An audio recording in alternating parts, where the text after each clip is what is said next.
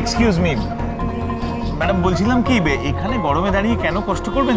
চলুন না গেস্টদের জন্য একটা এসি এরিনা, ওখানে গিয়ে বসবেন। হ্যাঁ, কিন্তু আগে তো আমি বরকনেকে দেখতে চাই, ওদের উইশ করতে চাই, ওদের ফ্লাওয়ার বুকে দিতে চাই, তারপর ওখানে যাব।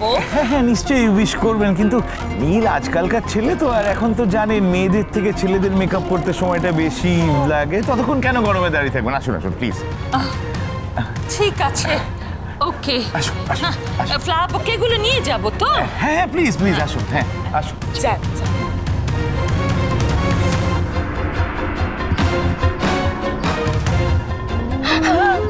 চানাচুর বুড়ো, যাও না চানাচুর বুড়ো, অনেক দেরি হয়ে গেছে, যাও না যাও না। মম শান্ত হও তুমি বাবা, আমার মনে হয় এবার আমাদের পুলিশকে খবর দেওয়া উচিত। হ্যাঁ আমার তাই মনে হয়। না না না না, আর একটু দেখি, নিজের আর একটু খুঁজি। বুঝতে পারছিস না কেন পুলিশে এত তাড়াতাড়ি মিসিং ডায়েরি নেয় না?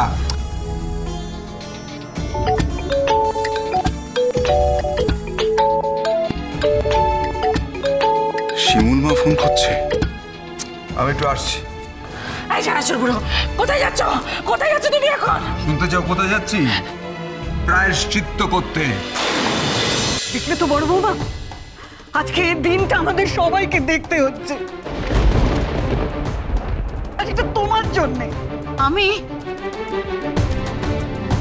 হ্যাঁ তুমি তুমি আজ অব্দি আমি তোমার মুখের উপর কোনো কথা বলিনি, কিন্তু আজ বলছি। তুমি নীলকে প্রশ্রয় দিয়েছো, আদর দিয়ে ওকে মাথায় তুলেছো। হ্যাঁ, নীলকে আমরাও ভালোবাসি, খুব ভালোবাসি, কিন্তু তোমার ভালোবাসা ওকে অপদার্থ তৈরি করেছে। তাই আজ ওর কারোর কথা চিন্তা না করে, কারোর কথা না ভেবে, এরকম না বলে কোথায় চলে গেল। মা,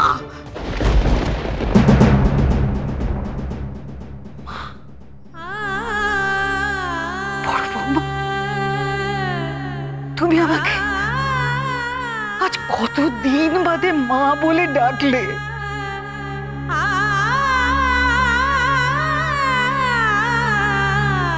তোমার মনে আছে বড় বৌমা, কতদিন বাদে ডাকলে? বড় বৌমা, তুমি তুমি মাটির গন্ধটা ভুলে গেছো।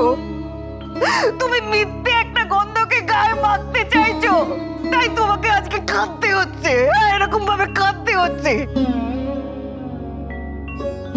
একটা কথা জেনে রাখো বড় বৌমা, আজ যদি নীলের কোনো ক্ষতি হয়, তাহলে আমি, এই সরলা সেন, তোমাকে ক্ষমা করবে না। কোনদিন ক্ষমা করবো না, কোনদিন আমি ক্ষমা করবো না, কোনদিন না, কোনদিন ক্ষমা করবো না, আমি কোনদিন ক্ষমা করবো না।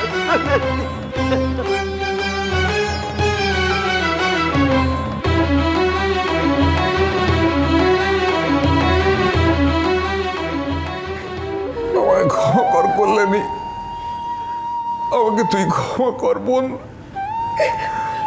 আমি জানি তুই আমার কথা রাখতে নীল আর শিমুলের বিয়েতে রাজি হয়েছিলি, কিন্তু বিশ্বাস কর আমি দুঃস্বপ্নেও ভাবতে পারিনি যে আমার ছেলেটা এতখানি অবাধ্য হতে পারে। কাকু প্লিজ, তুমি এভাবে বলো না কাকু প্লিজ। কিভাবে বলবো মাগো,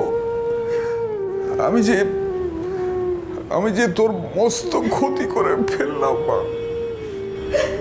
দাদা, শান্তি বৌদির অভিশাপটাই সত্যি হলো গো দাদা, আমার বেটার লগ্ন বুঝতে হবে।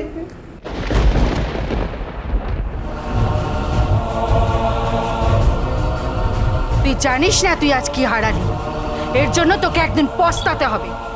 এরপর থেকে কোনো ছেলে কোনো দিন তোকে বিয়ে করতে আসবে না। আমি তোকে অভিশাপ দিচ্ছি শিমুল, আজ থেকে তুই লগ্নভ্রষ্টা হলি, লগ্নভ্রষ্টা।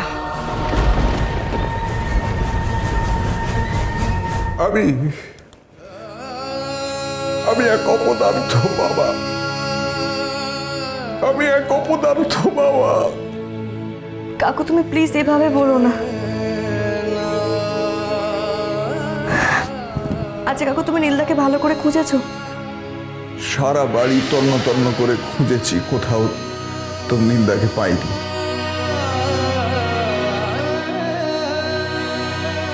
আচ্ছা কাকু,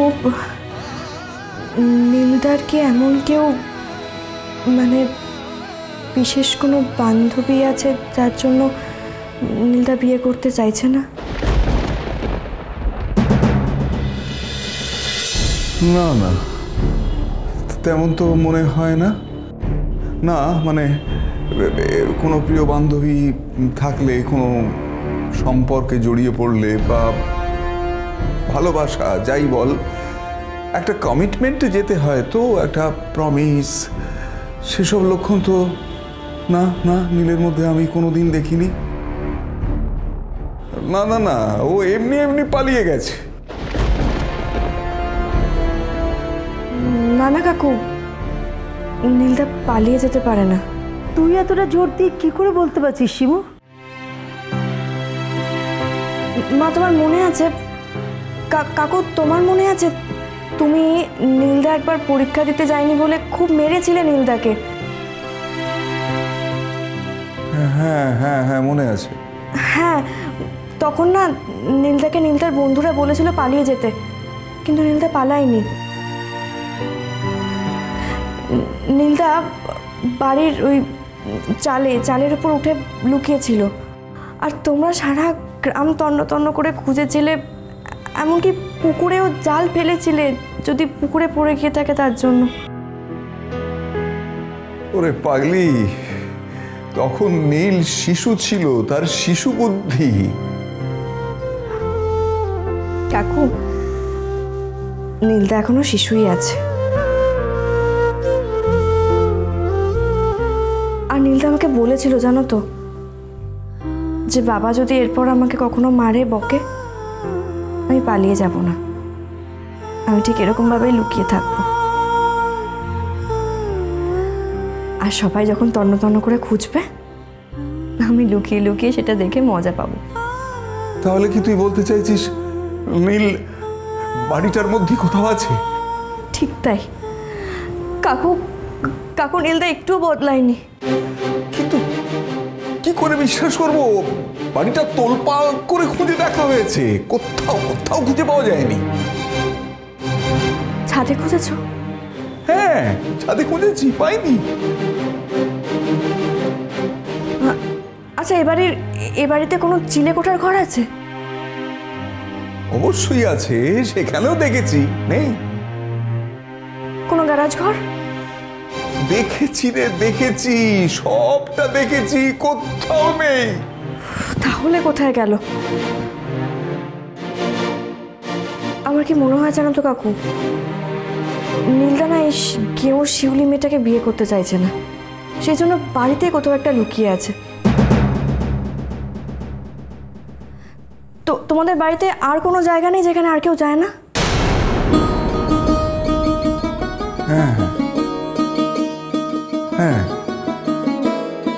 আছে। ওর সিঁড়ির নিচে বেসমেন্টে একটা ছোট মতো ঘর আছে, যেটাতে আমি ওই চানাচুরের ব্যবসা শুরু করেছিলাম। মানে দুজন কর্মী ছিল, তারা চানাচুর ভাজতো ওখানে।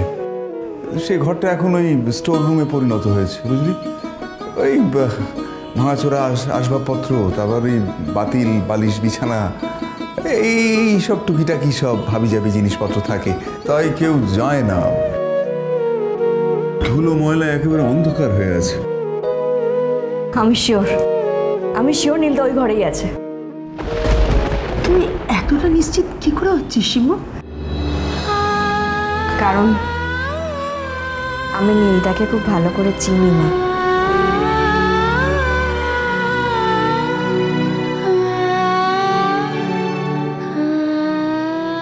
এই তাড়াতাড়ি করো, বিয়ের আসরে বসতে হবে তো, এদিকে তো লগ্ন বয়ে যাবে। ও বুঝি বিয়ে করতে চায় না?